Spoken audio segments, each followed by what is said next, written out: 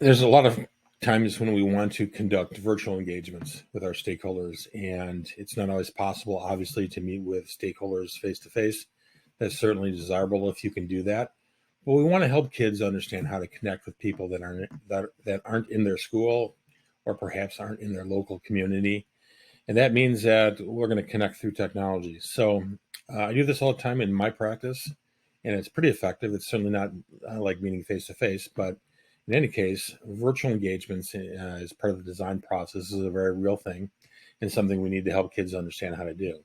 So to do that, I'm going to use the same ethnography tools that I use in my face-to-face workshops.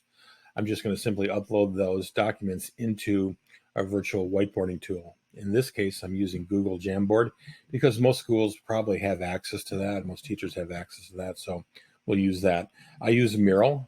There are other tools like Miro that you can use as well. But Google Jamboard's pretty good, and it'll be a pretty great tool for you to use. So let's just go ahead and get started now. Before I upload a document, remember that you can download these documents off my website, davidjakesdesigns.com/educator designer. And those are free for you to use with your kids. So to get started, I've opened up a Jamboard, and what we're going to do is we're actually going to upload a couple ethnography files into Jamboard so that I can show you how to use those tools with your kids. So I'm going to begin by starting by setting the background. And I'm going to just do 2 frames, but the first frame is I'll go ahead and select the file, and I'll select this document here. You probably can't see that because of my screen sharing tool only allows me to show you one window at a time.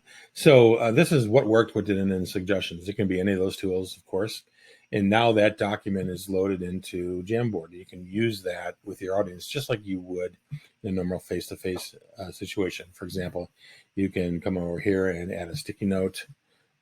Just type the design thinking classroom and hit save.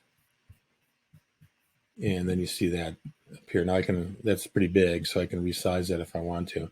But the idea is then to continue that with your audience and have them add dots or sticky notes as they would if they're doing face-to-face. Let me repeat that procedure. I can go up to the top and add in another frame. And so what I'm doing here is literally building out my online workshop by using different frames within Jamboard and uploading those ethnography tools in there. Again, it's going to go ahead and set background, slide down, and select this icon here that allows you to select an image. And I'm going to browse to a file, and I'll select this next image, and it'll appear in a second here. This is an Eric grid: eliminate, reduce, improve, and create. And so I've got two. You can have as many of these frames as you want. Obviously, here's my first frame. Here is my second. And we build that out to create an online document that allows us to conduct an online workshop.